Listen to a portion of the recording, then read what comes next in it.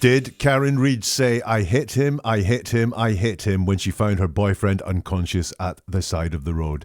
That's what we're going to look at in this episode from Never a Truer Word, where we look at the words that people choose to use to see if they're telling the truth, the whole truth, and nothing but the truth. And we're going to dive on into some of the witnesses in the ongoing Karen Reid trial in this episode, and especially around this claim from some that Karen said, I hit him when she found her boyfriend John O'Keefe at the side of the road. This is Karen's version of events. I said, I hit him. It was preceded by a did and proceeded by a question mark. However, some of the witnesses say different. I hit him. I hit him. I hit him.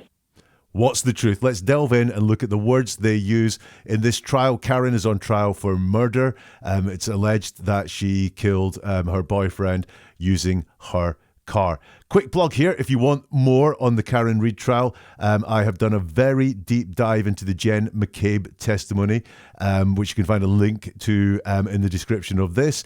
Also, I have appeared on the Outlier podcast, specifically looking at Brian Albert's testimony. So if you want to have a listen to that, there's another link there. And a long time ago, 9 months ago, it says there, I did a dive into Karen's Nightline interview as well. So you'll be able to have a look at those, all linked in the show notes. Now, if you're new to this, if you're here because you're interested in the Karen Reid trial, and it's got a lot of interest, this is what we do in this channel.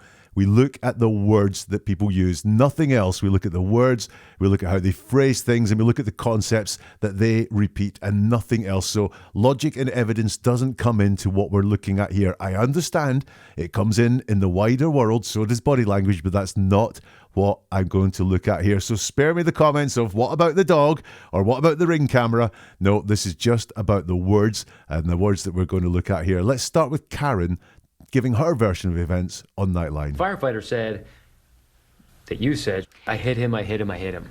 I said, I hit him. It was preceded by a did and proceeded by a question mark. What I thought could have happened was that did I incapacitate him unwittingly, somehow, and then in his drunkenness, passed out? Big caveat here. You can see the editing that's gone on in this interview. American TV especially is terrible for editing, so we don't get the full context, so some of that might be missing. Anyway, here's the words from that first part. The interviewer says to her, a firefighter said that you said, I hit him, I hit him, I hit him. Karen says, I said I hit him. It was preceded by a did and proceeded by a question mark. What I thought could have happened was that did I incapacitate him unwittingly somehow and then in his drunkenness passed out? The first thing that struck me there was the fact that Karen said in quotes, I said I hit him. You can clip that. In fact, people have sent it to me saying, Karen admits she said I hit him. No, you're missing out the full context when you do that. But it amazed me when I saw that interview that she said that. There is such a thing as an embedded confession. When people lie, the truth very often leaks out. And it's there in words. And that's what that looks like. It looks like an embedded confession. I'm not saying it is. I'm not saying this is her confessing. I'm not saying this is her truth. But she did say those words. I said I hit him. She then goes on to qualify it. It was preceded by a did and proceeded by a question mark. A very convoluted, very complex way of denying that you said, I hit him, I hit him, I hit him. There's much smoother ways of doing this. And why didn't you go with one of those? That's my question. Why didn't you say something like, I didn't say that. I asked a question. Did I hit him? Or, no, it wasn't a statement. It was a question. She doesn't use any of those easier, more elegant ways of saying it. She says, I said I hit him, and then puts the context around that in that clumsy, awkward way. It was preceded by a did and proceeded by a question mark. I thought that was very interesting that she phrased it like that. The next part, what I thought could have happened was, did I incapacitate him unwittingly somehow and then in his drunkenness passed out? She's not very certain about this. What I thought could have happened, so there's two qualifiers in there. I thought this happened, or this could have happened. So she's not very certain on that at all, and incapacitated him unwittingly somehow. So she's not very certain about this whatsoever. There's a lot of uncertainty in her language about what could have happened that night.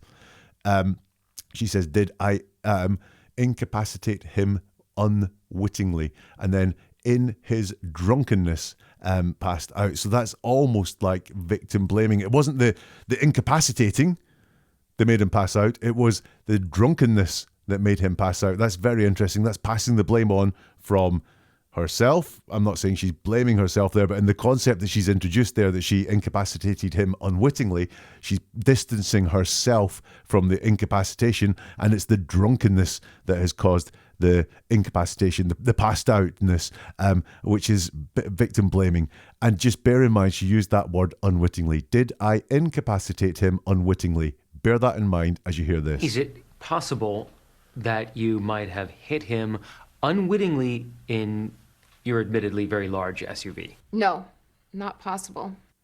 Is it possible that you might have hit him unwittingly in your admittedly very large SUV? Her answer is no, not possible. Very brief. She doesn't actually say what's not possible. She doesn't say in words, no, it's not possible that I did that I hit him with the SUV at all. She says it's not possible. And she says it's not, what did she say is not possible? Hitting him unwittingly. Did you hit him unwittingly? Were you not aware of it? Did you do it unwittingly? She says, no, not possible. And yet, previously in the same interview, she says, what I thought could have happened was that did I incapacitate him unwittingly? So she thought it was possible at one point, and now she's saying it's not possible. She doesn't say what's changed. Maybe that's something that was edited out. But from all of that, I wasn't entirely sure of how Karen handled that. I thought there was that embedded confession there, and the contradiction there around unwittingly. I wasn't 100% sure that her denial of saying I hit him was credible. The link to the full analysis of that interview is in the show notes. So let's go to the trial. And this is the first EMT we're going to look at. I'm not going to name the EMTs. There's enough fire going on around this trial. So let's look at this first EMT. And this is him giving evidence to the prosecution. And as far as your conversation with Ms. Reed, what, if any, questions did you ask in regard to either demographics or anything else? So do you have any information of who this is? How are they here? Tried to get any type of information we could from her at that time, but with no luck. When you say with no luck, what, if anything, what, if any, response did you receive from Ms. Reed in regard to your question? So the only response that I was personally given was just, I hit him, oh my God, I hit him. And when she's saying, I hit him, oh my God, I hit him, how loudly is she saying that? So she was within 2 feet of me, but very loud. Any type of follow-up questioning, did you hit him with your hand? Did you kick him? What happened? She just repeated the phrase over and over again, I hit him. The first question that is asked is, as far as your conversation with Miss Reed, what, if any, questions in regard to as a demographic or anything else? So do you have any information to who this is? How are they here? Tried to get any type of information we could from her at that time, but with no luck. When you say with no luck, what, if anything, what, if any, response did you receive from Miss Reed in regard to your questions? And he says, the only response that I was personally given was just, I hit him, oh my God, I hit him. First of all, I notice he says, tried to get any information we could from her, but with no luck. Now, if he was trying to get the information, I hit him or anything like that, would he now class that as having no luck? He's very much talking there about the biographical medical information that he was trying to get. But he says they got no luck, even though it then turns into I hit him. Was that luck? Was that what he was looking for? Actually, how are they here? I hit him. Interesting. Doesn't hang together that for me. And then he does a really interesting thing. When he's asked, what response did you receive from Miss Reed in regard to your questions? He says, the only response that and then he stops and he starts again. I was personally given was just, I hit him. Oh my God, I hit him. Why that restate? Why does he start talking about what we were, I assume the only response that we heard or we were given, and he stops. And then he just talks for himself. I was personally given. Why that restate? Why was he going to talk in we terms and then just talk in I terms? If you actually look, he doesn't talk about the word I at all in this answer, apart from there where he restates and says, I was personally given. Yes, he does say I hit him, but he's quoting Karen at that point. So why has this guy not talked about himself at all? In fact, when he talks about gathering information, he says it's to get any type of information we could from her. So this feels like he's not talking on behalf of himself, and kind of realizes that, stops, and then starts again and talks about himself and says, I was personally given. Though talking about being personally given information suggests that maybe there was other things that weren't personally given to her. I think, is that what's going on here? Is he actually, did he experience this, or was he told this happened? Was it even put to him? Did you hear that? I mean, he didn't, but he realizes he was in earshot or something like that and could have happened, but he was concentrating on something else. I don't know. That's a hypothetical. But for me, he's not talking for himself in this answer at all. And he realizes that, and then realizes he has to talk for himself because this is his testimony. So says, I was personally given, almost using the personally to rub out, to erase the fact he was talking about we so far. Just have a listen to how strange it sounds. So the only response that I was personally given was just, I hit him. Oh my God, I hit him. He's then asked, and when she's saying, I hit him, oh my God, I hit him, how loudly is she saying that? His answer was, she was within 2 feet of me, but very loud. Any type of follow-up questioning, did you hit him with your hand? Did you kick him? What happened? She just repeated the phrase over and over again. I hit him. So he's asked a question. How loudly is she saying that? And there's the answer there. It's very loud. He says those words. He does answer the question very loud, but he gives a lot extra. He starts by saying she was within 2 feet of me. You were not asked how far away you were from Karen at the time. Why are you offering that information up? Is that to show how close you were?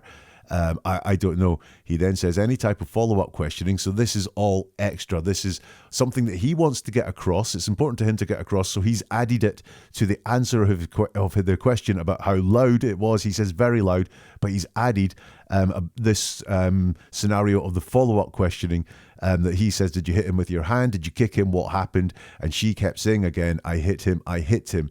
Why does he feel the need to add that in? Because he hasn't been asked about any follow-up questions. He was only asked how loudly was she saying that. His answer is in there, very loud. Why is he giving this extra information? I do like the fact, though, that he entertains the possibility. What does I hit him mean? This is a channel that deals with words. I hit him. Multiple meanings. We have come to assume that when Karen is accused of saying I hit him, that she means I hit him with the car. However, that's not a given. Those words are not there. It's not I hit him with my SUV, I hit him with my car. It's just I hit him. That is the quote that comes out time and time again. Karen has said I hit him. This EMT says that Karen said, I hit him. And the next two witnesses we look at will all just use that phrase, I hit him. He's the only person that entertains the possibility of what does hit him mean? Did you hit him with your hand? Did you kick him? What happened? So I will give him credit for coming up and thinking about that. This is him now on cross-examination. But you did say that you had enough of a conversation with Miss Reed that she answered you and said something to the effect of, I hit him, oh my God, I hit him. Correct. So then you followed up on that conversation, correct? As much as I could, yes. As a matter of fact, you said that you asked her additional elaborating questions. Correct. Well, did you hit him in the face? Or did you kick him? Or did you hit him with your hand? Yep. Okay. So how does he handle that? Well, he's asked questions, and he's asked 4 questions there 3 times. He is very direct with his answer. So you said something to the effect of, Miss Reed said something to the effect of, I hit him, oh my God, I hit him. He says, correct. As a matter of fact, you asked additional elaborating questions, and he says, correct. Did you hit him in the face, or did you kick him? Did you hit him with the hand? Yup, is what he said. So he's answered those questions very tightly. One word answers. There's no extra in there. He's in those answers anyway. He's not adding any editorial. He's just confirming that he agrees with the statement that's put to him as a question, very directly, very straightforwardly, which is all interesting because it's all about him confirming what he said. Correct? Correct. Yup. The question in the middle of it, so you followed up on that conversation, correct? He doesn't just say yes. He says, as much as I could, yes. So he's gone extra there. He's added more in. Was he a bit irritated with Karen? Because he feels he has to, like, as much as I could, infers that she really wasn't letting him. And again, in the previous answer, when he was under direct, this is when he went extra again, isn't it? Any kind of follow-up questioning, she just repeated over and over again, I hit him. And I said, why is he adding that stuff in? So that's twice now he's talked about how uncooperative Karen was. I'm interested in why he feels the need to be very extra about that. Did he not take to her at the scene? I don't know. Here's another EMT now. Let's listen to what she has to say under direct questioning. Your questions, what type of questions are you asking, or what type of information are you looking for from this person? So just basic demographic info, who the patient is, his name, his date of birth. And then as far as any more questioning, you're trying to gather information that would basically help explain how this person ended up in the scenario that they're in. So did he have any medical problems? Does he take any medications daily? Does he have any allergies to medications? I was asking those questions. And as you're asking those questions, what, if anything, is the defendant, Ms. Reed, doing while you're asking her those questions? She answered who the patient was, his birthday. I think she answered the maybe some of those initial medical questions that I asked. But as I said, she's very distraught. She was kind of moving around the scene a little bit, so I was just kind of following her, and then we came to a stop at one point, and I continued to ask I asked one more question. What was that one more question? So at that point, I asked her if there had been any significant trauma that happened before this. What, if anything, did she say? So she said, I hit him. She repeated it. There was a woman standing across from her who I believe at that point said, you're hysterical, you need to calm down, you're hysterical. She repeated, I hit him. And there was a police officer who was in that vicinity kind of with us who replied, you what? She repeated it one more time. And that officer then signaled to somebody, get Goody down here, which I'm assuming would be the sergeant. Okay, a lot there. So first of all, she's asked about the questions. What type of questions were you asking?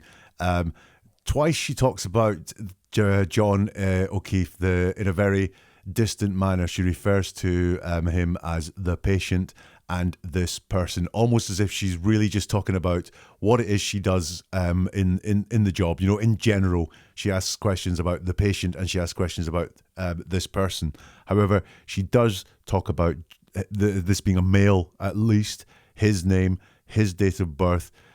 Does he have any medical problems? Does he take any medications? Does he have any allergies or medications? So although some of it is general, I think most of it is very specific about what happened in that morning.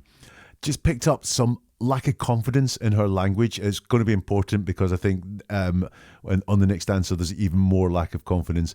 So just basic demographic info is it's turning down. It's not that important what I ask. I'm not confident enough to say I've got a really crucial job of getting the crucial information, anything that can help him get life-saving interventions. I need to know all these things.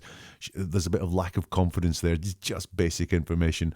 And again, it's basically how the person ended up there. I think that's lack of confidence coming through in her language. We see that again in the next part there, because she said she was kind of moving around the scene, just like kind of following her. Now, in classic statement analysis, kind of, well, that means not really that way. But I don't think she does mean that she was not really moving. I think again, this is lack of confidence that's coming through there. So she was kind of moving. I don't want to say full on she was moving, and I was kind of following her. I don't have the confidence to say I was full on following her. Some uncertainty there, because she said she answered who the patient was, his birthday, And then I think she answered maybe some of those initial medical questions. So she's not 100% sure about what happened there. I'm not saying she's lying here. What I am saying is she's not entirely sure of what happened in that scenario. I think she answered maybe some of those medical questions. If you look at the question that was asked is, what, if anything, is the defendant, Miss Reed, doing while you're asking those questions? And she talks for a while about what Karen Reed was doing. She answered who the patient was, his birthday. I think she answered some of those initial medical questions. So that's things that Miss Reed is doing. She was very distraught and kind of moving around the scene a little bit. So those are all things that Karen Reed was doing. And then, much like the other EMT, she offers more information that she wasn't asked about, and information about herself. When she's not asked about herself, she's asked about what Karen was doing, and she says, I was just kind of following her, and then we came to a stop at one point, and I continued to ask, or I asked one more question. She's a bit nervous about describing what Karen was doing. You'll see the stutters on she answered who the patient was. She was, but as I said, she was very distraught. She was kind of moving around the scene a little. Now, when we're nervous about talking about ourselves, we'll stutter on the word I. I'm very unhappy here. So interesting. She nervous there about talking about Karen. It certainly seems that way. Just have a listen. She answered who the patient was, his birthday. I think she answered the maybe some of those initial medical questions that I asked. But as I said, she's very distraught. She was kind of moving around the scene a little bit. So she's very nervous about attaching things to Karen. She did, when she added on extra to the last question she was asked there, it was, I asked more questions. Well, actually, I asked one question. She knows the story that she is telling, whether she's been prepped to tell this story this way or whether she's worked on this herself. She knows that she wants to get to this question, and she's leading the conversation to this question.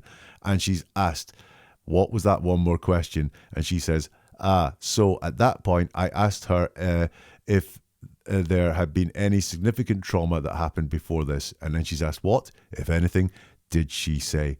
And the response from this EMT is, so she said, I hit him.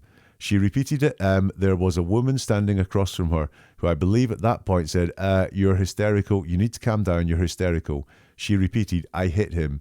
And there was a police officer who was in the vicinity, kind of with us, who replied, what?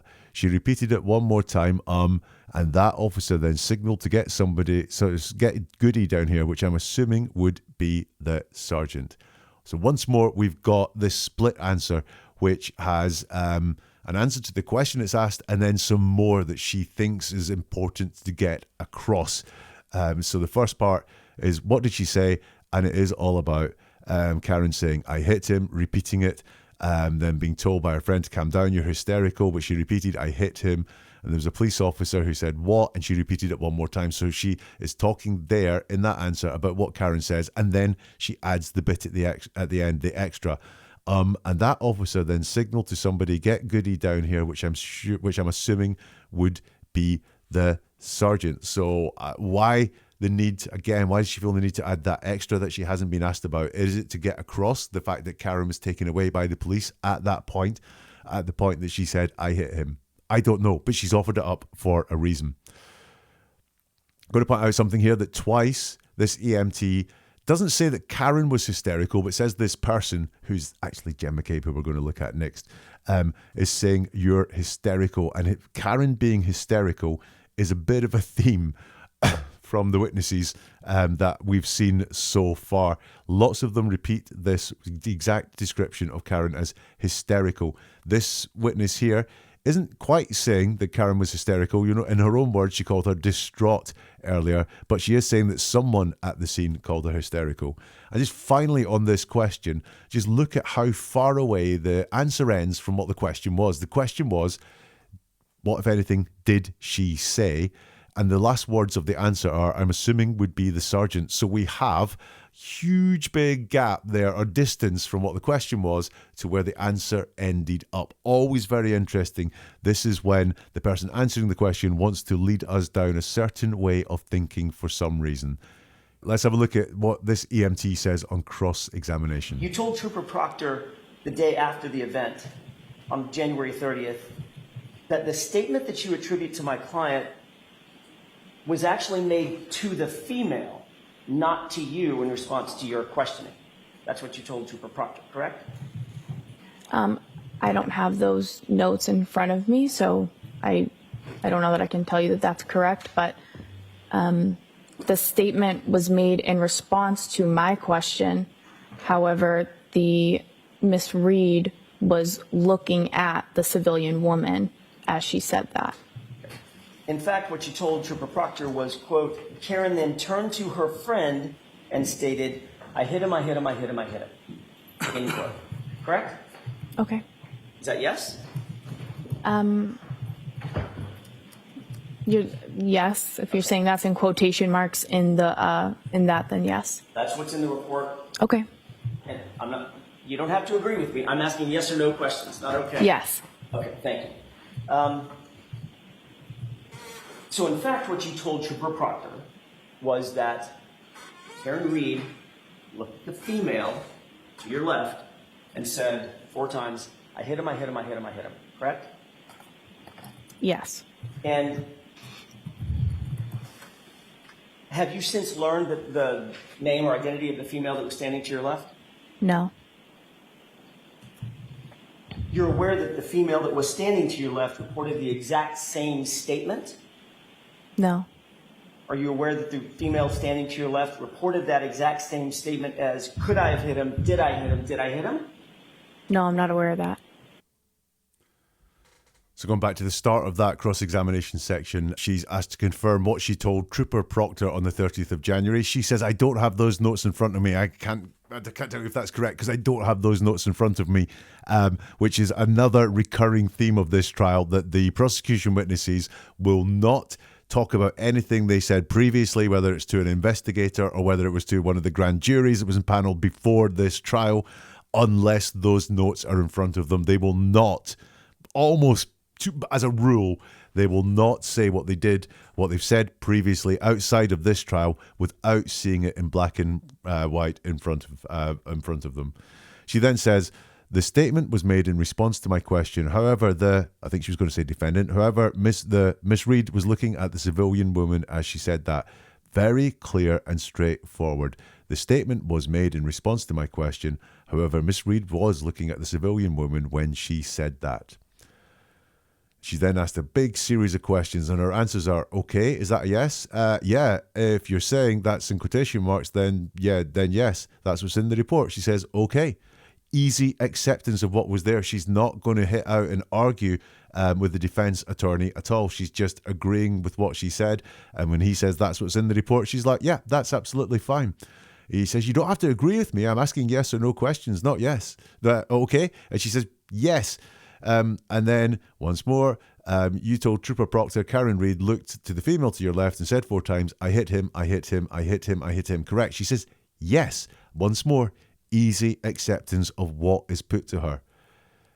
She said, have you been since learned the name of the identity of the female that was standing to your left? No. Plain, simple, really easy answer. You're aware the female to your left reported the exact same statement? She says, no. Are you aware that the female standing to your left reported that exact same statement? Could I have hit him? Did I hit him? Did I hit him? She says, no, I'm not aware of that. Once more, easy acceptance of the answers. She is really happy to just be told things, to hear things. She's not being argumentative about it at all. She's not. Truthful people just tell the truth in general. They just tell a plain and simple truth. They don't feel the need to argue about it. They don't feel the need to over-explain about it or try to persuade or convince people that they're telling the truth. They just tell the truth. And that's very much the vibe that's come there in that second EMT under cross-examination of just accepting statements that are put to her and really simply saying yes or no to questions that she is asked. All very different. with the final witness that we're going to look at. This is Jen McCabe, and here she is under questioning from the prosecution. And then what happened then? More officers began to arrive. Miss Reed just continued to run around screaming. As more officers and EMT arrived, they asked what happened. One EMT asked, one EMT had asked, his name, his age, things like that. If she knew what happened, Miss Reed stated that she hit him. Besides running around saying, I hit him, did I hit him, could I have done this, is he dead, is he dead? At one point, one of the police officers put Miss Reed in the back of her cruiser, and he asked for myself to go over with her, and Kerry came over with us as well. I'd like to just take you back to when the paramedic is asking for information, biographical information, things like that. You indicated that the defendant said, I hit him, is that correct? Yes. Is that something that she said once or more than once? 3 times. I hit him, I hit him, I hit him. Now, before you had made reference to statements she made with sort of qualifiers or questions as far as could I have hit him or did I hit him? Is that what she said at that time when she was speaking to the paramedic? No, she was earlier, it was could I, did I. When she spoke to the paramedic, it was crystal clear. I hit him. Going back to the beginning of that session then, Jen is asked what happened next, and she explains what happened next. She talks about Miss Reed just continued to run around screaming. Miss Reed stated that she hit him. Besides running around saying, I hit him, did I hit him, could I have hit him, is he dead, is he dead? This feels like a really confusing picture, but is it a confused picture as well? Is this as straightforward as it seems, or is it a little bit all over the place? I think there is a bit there that Miss Reed stated that she hit him. This was besides running around saying, I hit him, did I hit him, could I have done this, is he dead, which she was talking about had happened earlier. So she's jumping around in time, I believe, when she's talking here, which is never something that people who just truthfully, without any pressure, relating events tend to do. They just tend to talk about things in quite a linear fashion. This happened, this happened, this happened, this happened. Now, who did Karen say I hit him to, according to Jen? Well, this is interesting because Jen talks about more officers and EMT arriving. So she's very clear that officers and EMT are different. Otherwise, she just said more officers arrived or more EMT arrived. She says more officers and EMT arrived. And of those EMT, she says one EMT asked. Then there's a bit of an objection. So she starts again and she says one EMT had asked. So twice she's saying the question was asked by an EMT. In response to that, excuse me, Karen says, I hit him. And then after that, one of the police officers put Miss Reed in the back of a cruiser. So she knows the difference. Again, she's proving she knows the difference between an EMT and a police officer. She's very clear in her telling here.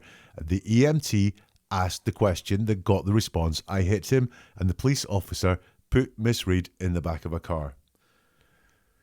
She's then asked, that's something that she said more than once. And she says 3 times, I hit him, I hit him, I hit him. You look at what she said previously, it was Miss Reed stated that she hit him once. Besides running around saying, I hit him twice, did I hit him, could I have done this, is he dead, is he dead? So in the story that's told the first time, I hit him is said twice. Yeah? And then it becomes 3 times. Now, I'm not saying any of this is a lie. It's just confusing. It's not straightforward. This is not something that is very calmly being described because it's very clear inside her head. Is it? No, it was twice in the first telling, and then the next time is 3 times, and it's consecutive times as well. 3 times. I hit him, I hit him, I hit him.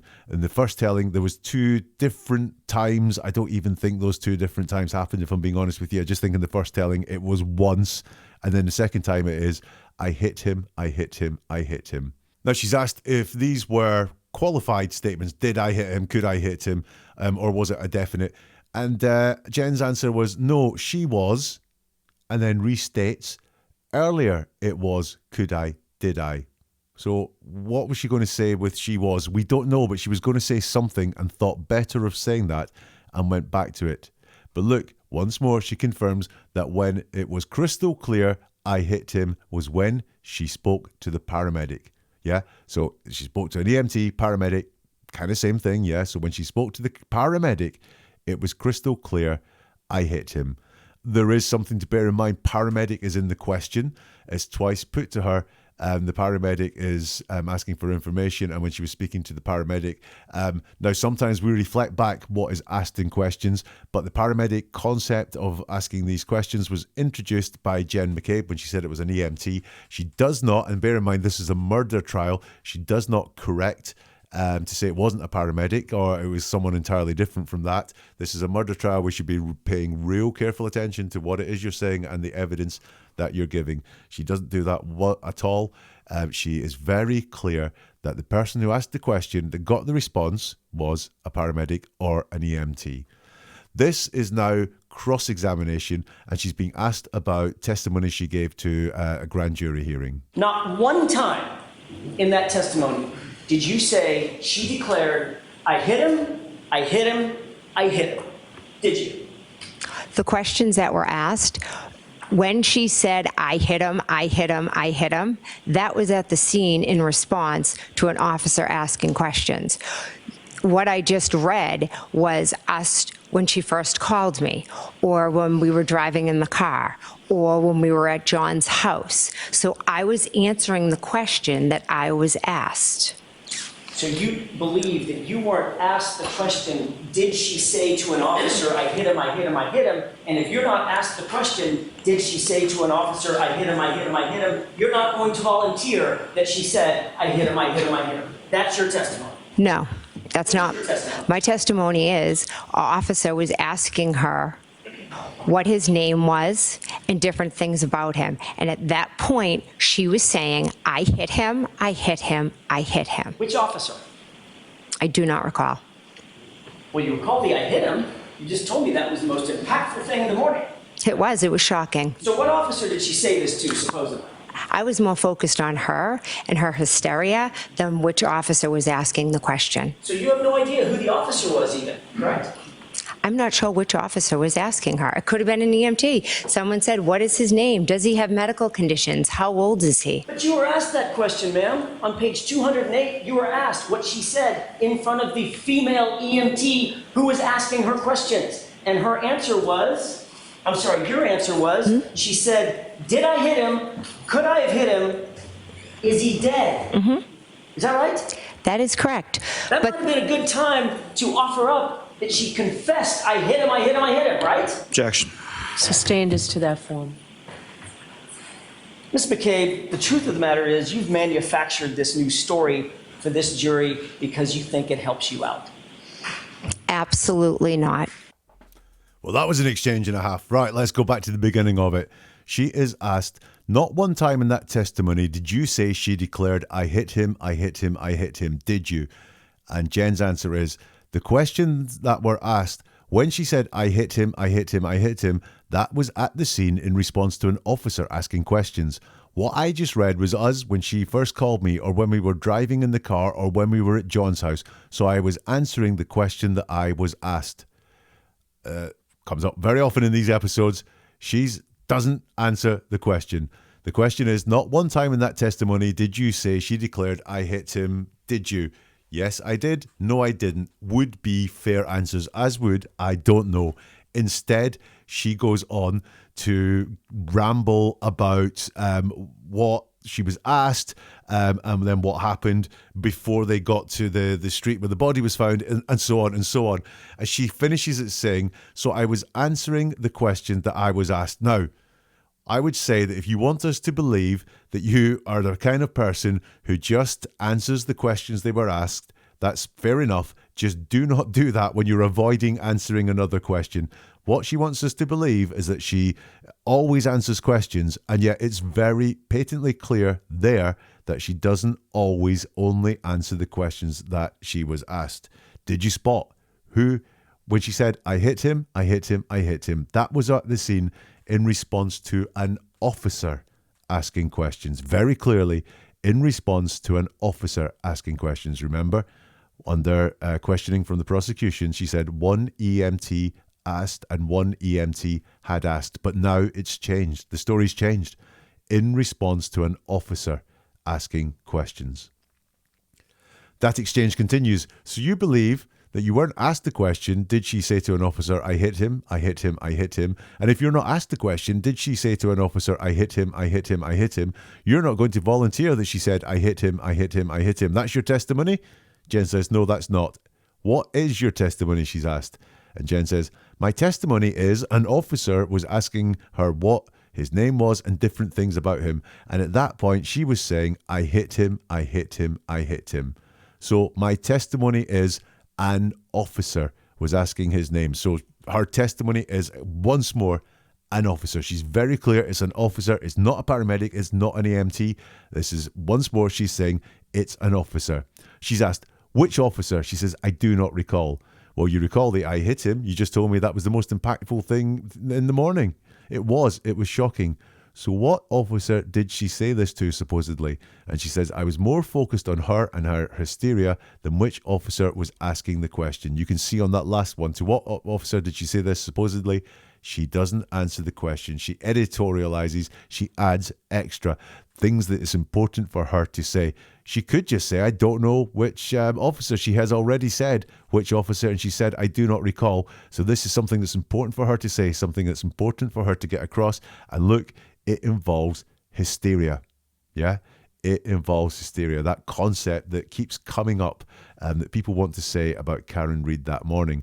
And once more, she acknowledges it was an officer asking the question in her version now that got the response, I hit him, I hit him, I hit him. She's asked, so you have no idea who the officer even was, correct? And she says, I'm not sure which officer was asking her. It could have been an EMT. Someone said, what's his name? Does he have medical conditions? How old is he? So she says, in black and white, which officer was asking her. And then for some bizarre reason, she then realizes that it could have been an EMT, despite the fact she's called it an officer several times. And she said before, under the questioning from the prosecution, that she knows the difference between EMT and police officers. She treats them as very different concepts. She said it could have been an EMT. So it goes from being an officer to it could have been an EMT to someone. Someone said, what's his name? So she's really turned down the certainty of who this person was. She was very certain it was an officer, and then it could have been an EMT, and now it is just someone. And by the way, all of a sudden the EMT's been brought in. The questions were, what's his name, and does he have medical conditions? It's the first time she's asked this. She said that the questions being asked involved medical conditions. If you under direct, she said one EMT had asked, his name, his age, things like that. If she knew what happened. Under cross, she said, my testimony is an officer was asking what his name was and different things about him. And at this point, it's the first time she's mentioned that Karen was asked about medical conditions in the questioning where the I hit him, I hit him, I hit him came up. So this is really not a coherent or consistent relation of events in these statements from Jen McCabe. The lawyer then says, but you were asked that question, ma'am. On page 208, you were asked what she said in front of the female EMT who was asking her questions. And her answer was, I'm sorry. Your answer was, she said, did I hit him? Could I have hit him? Is he dead? And she says, mm-hmm. And he says, is that right? And she says, that is correct. The only thing I want to point out about that section is is the smallest possible confirmation that you can give, a very grudging confirmation. The lawyer then says, that might have been a good time to offer up that she confessed, I hit him, I hit him, I hit him, right? There's an objection which is sustained. Miss McCabe, is put to her, the truth of the matter is you've manufactured this new story for this jury because you think it helps you out, and she answers with, absolutely not. Which is problematic for me. It's not a no, is it? The truth of the matter is you've manufactured this new story for this jury because you think it helps you out. No, I didn't manufacture this, or no, this is what happened. But she says, absolutely not, which is like used like a super no, but there is nothing more super than just the word no. The word no is very clear, very direct. No one needs to be told what no means. The word no would have been absolutely fine there, but she says absolutely not. Now, you will be amazed at how often the word absolutely appears in deception. Just because someone says absolutely doesn't mean they're lying, but it appears a lot in deception. And here she uses that word absolutely and absolutely not. That absolutely not doesn't mean no. Just say no. Why did she not say no? Okay, time for conclusions. Did Karen Reid say, I hit him, I hit him, I hit him? Well, the first EMT, I'm not sure if this guy heard it. I'm really not sure this guy heard it. The way he talks about we a lot, I think someone may have told him, or there may have been some storytelling going on there, which is why he's talking about we. He was very calm on cross-examination, but only confirming what he said. It wasn't really about what Karen said. I'm not sure whether he heard it or not. The second EMT, I think she likely did hear it. She was very together and clear and coherent in her storytelling. She did lack a bit of confidence, but hey, you're in a murder trial, you're up against cross-examination coming your way. You are not going to be the most confident person in the world. But she was very clear, very direct, and very consistent in her telling of that story. She came across to me as very truthful at that part of her testimony, at least. So I think she likely heard Karen Reid say, I hit him. And Jen, I cannot accept that she heard it at all. It would take a lot more for me to accept that she heard Karen Reid say, I hit him. But now, in court, giving testimony, she is saying that she heard Karen Reid say, I hit him. But the story is not consistent. It changes in the space of 24 hours. What she supposedly experienced, her relating of that, is not consistent. I don't think that she heard it. It would take a lot more of hearing from Jen to convince me that she did hear Karen Reid say, I hit him. If you want more like this, and we may come back to this trial again as it goes on, then hit the subscribe button to get this content, or the follow button delivered automatically when something is released. The like button goes a long way in getting this content to more people, or you can share it. I know there's a lot of people interested in the Karen Reid case, so you can share it with people that are interested. And if you want to comment and get involved in the comments, just be nice, respectful of each other in the comments. That would be brilliant. Then you can do that as well. I do read every comment that comes in, so don't give me a hard week, will you? Be nice, be respectful, but share your opinions as well. NeverAtruerWord.com is a website. There you can find more podcasts. You can sign up for the monthly newsletter. You can find out how to get in touch on all forms of social media. See more videos as well. That's NeverAtruerWord.com. And we'll see you soon for something new from Never a Truer Word.